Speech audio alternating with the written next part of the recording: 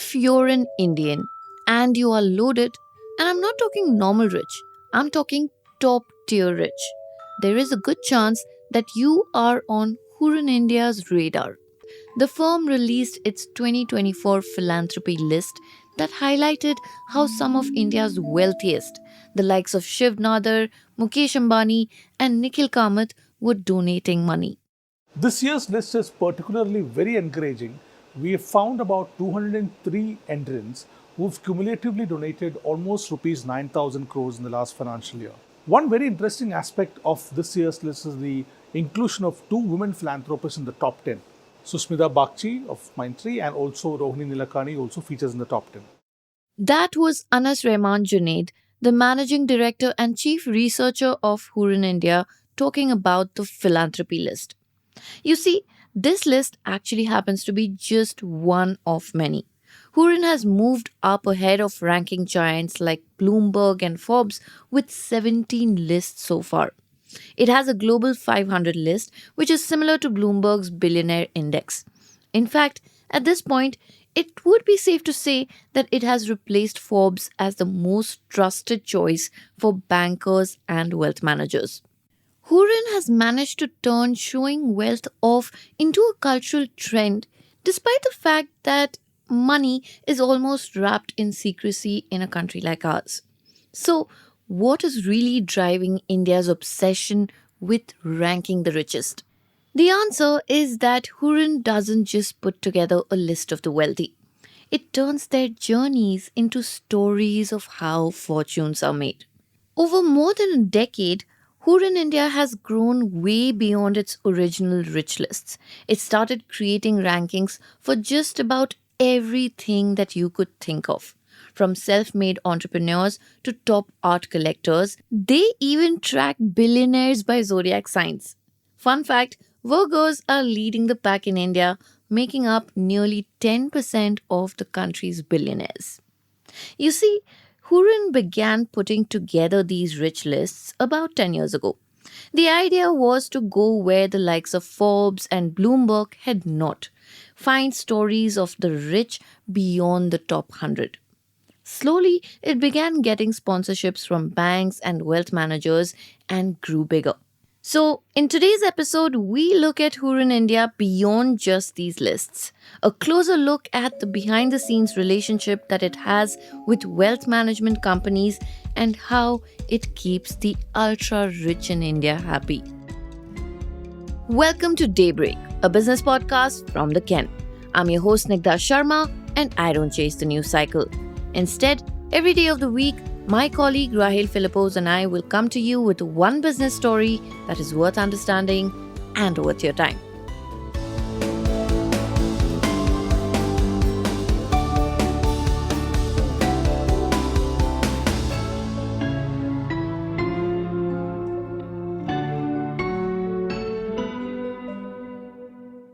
A new billionaire is created in India every 5 days. So the timing is just perfect for a firm like Hurun to thrive now that curiosity about the rich is stronger than ever before. When Junaid bought Hurun to India, there were just two private companies which were valued at over $1 billion, Flipkart and InMobi. Now, that number has exploded to beyond 100, and at the same time, the benchmark Nifty 50 has gone up by 5 times. So, to begin with, how exactly does Hurun work? You see, first it identifies industry leaders and features them in its rich list. Junaid told my colleague Nuha Bubre that this process can take up to a year. Then, Hurun, with its financial institution partners like Axis, IDFC, and Kotak Mahindra Bank, invites and honors them for their contributions to their respective industries. An executive at the British banking firm Barclays, which partnered with Hurun for the 2024 Most Valuable Family Businesses list, told us how the list helps them get new clients and maybe people that they may not even have been able to reach or don't even know about. For example, Grohe, which is a global bathroom solutions brand, has been sponsoring the Hurun India Real Estate Rich List since 2017, in exchange for gaining access to their network. Pratap Francis, the former chief marketing officer at Grohe, told Ken how at the beginning the commercial arrangement for this partnership was 1 crore rupees per year. But in the following years, the cost dropped to 80 lakh thanks to the strong relationship Grohe had built with Hurun. He explained to us what Grohe got out of it. Hurun not only gave them access to the real estate companies but also arranged one-on-one meetings with them.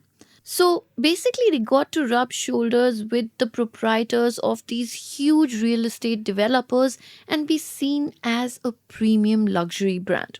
One such meeting actually translated into a bunch of projects for Grohe for a real estate company.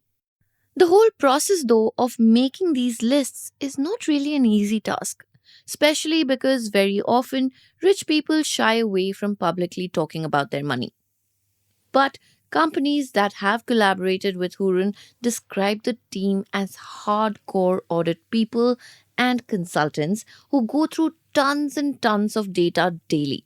And that is the real value that banks and wealth managers find in Hurun.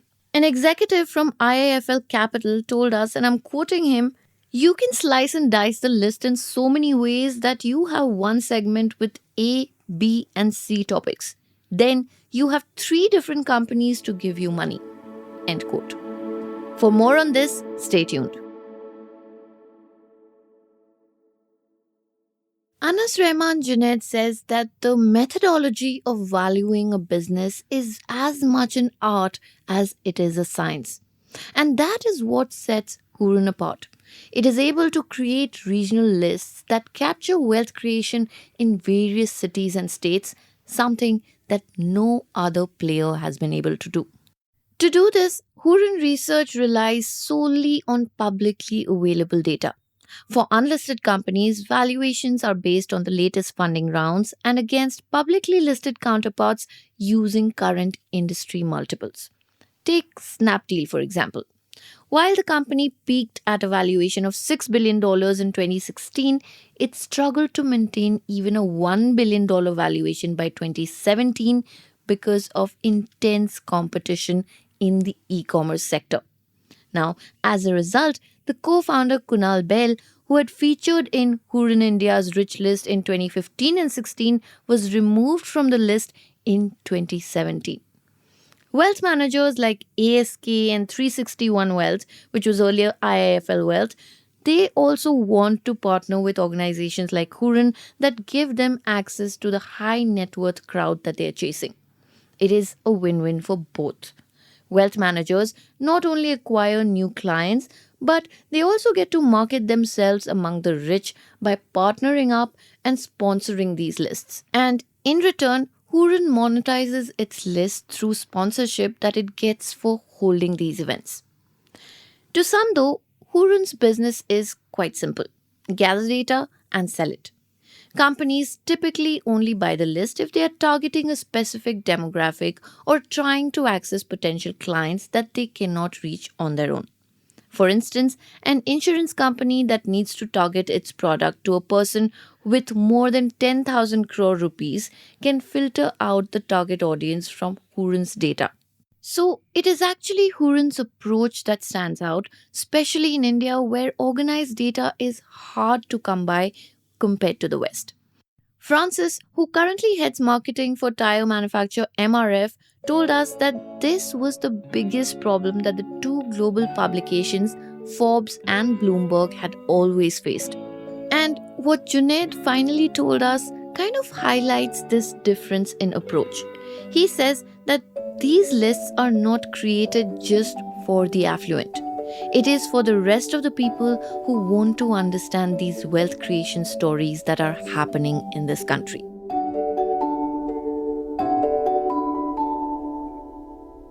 Daybreak is produced from the newsroom of the Ken, India's first subscriber-focused business news platform. What you're listening to is just a small sample of our subscriber-only offerings. A full subscription unlocks daily long-form feature stories, newsletters, and podcast extras.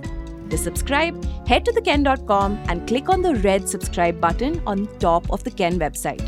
Today's episode was hosted by Snigdha Sharma and edited by Rajiv CN.